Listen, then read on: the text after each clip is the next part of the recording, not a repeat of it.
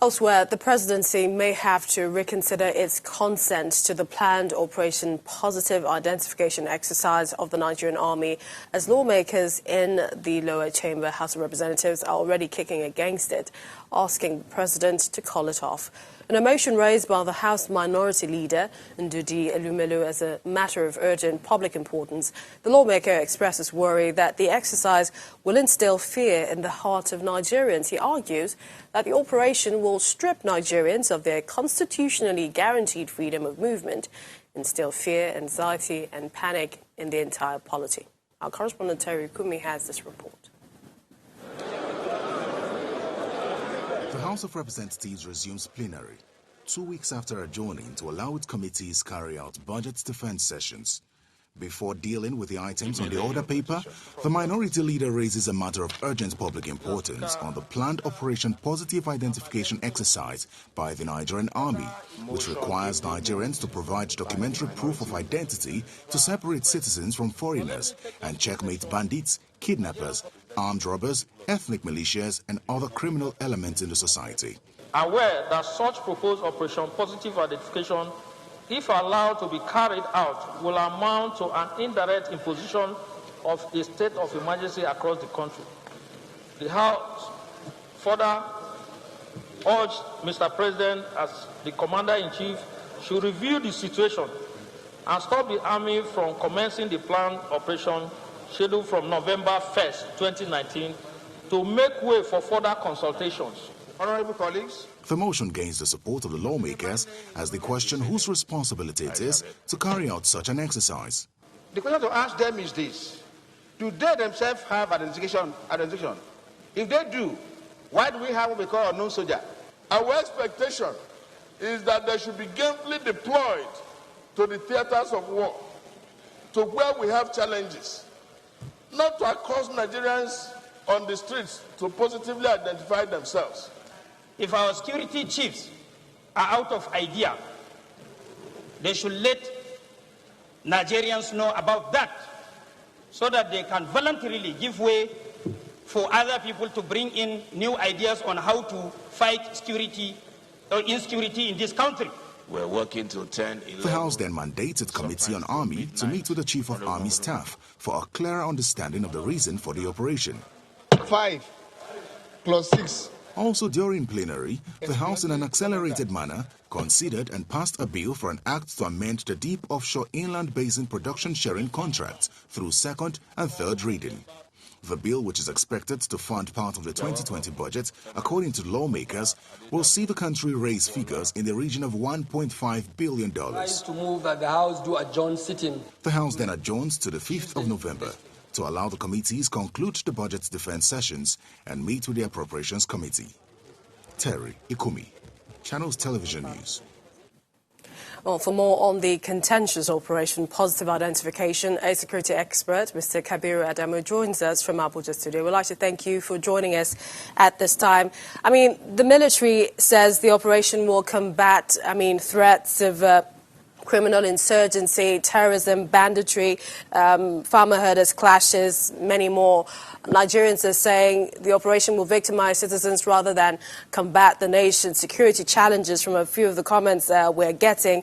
And then the House of Representatives saying this is an operation to strip Nigerians' constitutionally guaranteed freedom of movement. What's your take? Yeah, if you look at the facts on either side, so the military are deployed, as it were, in internal operations, and they're doing what they think they know is best. In other words, use this method to reduce the crime situation in the country. On the other hand, you have the legislature arguing that it is not the mandate of the military to do that. But you and I know that it is a fact that the military is deployed in at least 24 states, or if we go by the statement by the Chief of Army Staff, in about 36 states actually. So the reality is that they're there involved in internal operations.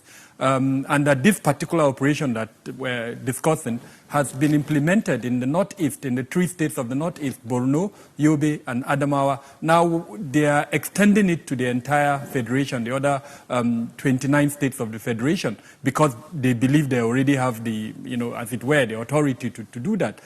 So I think it is right for the legislature to question that move. In the first place, perhaps the legislature should have been involved in discussing the policy before the military announced it. I also don't think that Operation Positive Identification, has the capacity or capability to reduce, terrorism, banditry, and all the other security challenges in the country. Why not? Because isn't there merit in having a positive identification, a means of identification like your national identity card, passport? I mean, we have developed countries talking about biometrics to aid crime investigations, for example. Isn't this a step in that direction? It is a good step. Definitely, we should enhance current effort at getting every Nigerian registered. But the reality, and we need to speak of this, how many Nigerians actually have the 3 types of identification that have been identified under this operation? That is the national identity card, the international passport, and the driver's license. I do not have the percentages, but I don't think I'll be wrong if I probably say 20 to 25% of Nigerians only have this document. So what happens to the rest of the 75% that don't have this document? We saw in the implementation of this operation in the Northeast how the issue of extortion came on board. In developed countries, the security agencies, and these are internal security departments such as the police, they are given tools through which they can insert the national identification card or whatever it is that the person has presented, and then the data of that person will come up. In Nigeria, we don't have that. So how do you intend to now actually implement such an operation when the security agencies don't have that? Unfortunately, it gives room for extortion and other challenges that we're experiencing currently, especially in the Northeast. But does this tell you perhaps that we are at a loss of options to tackling some of the security challenges that we are facing? I mean, when you look at some of the ideas we're coming with and what, the lawmakers are saying, and I mean, some people have said that this is an attempt at militarization. Someone even said it's perhaps the end of democracy, and perhaps maybe the Nigerian army are not the right persons to constitutionally implement this. I'm very happy with the checklist I have seen in the 9th legislative agenda.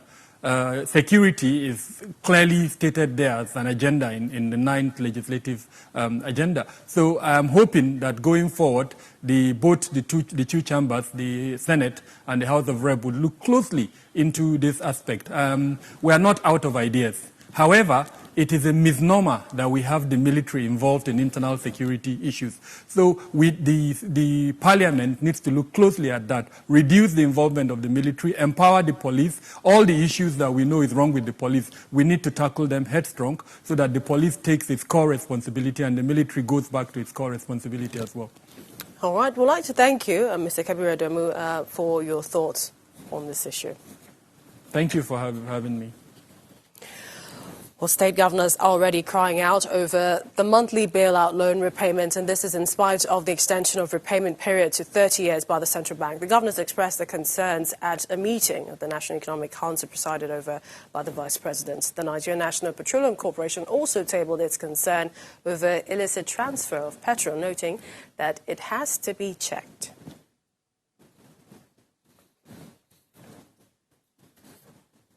So to come on Lunchtime Politics, we'll take a look at preparations ahead of the November 16th Kogi and Bayelsa States governorship polls. Please join us again.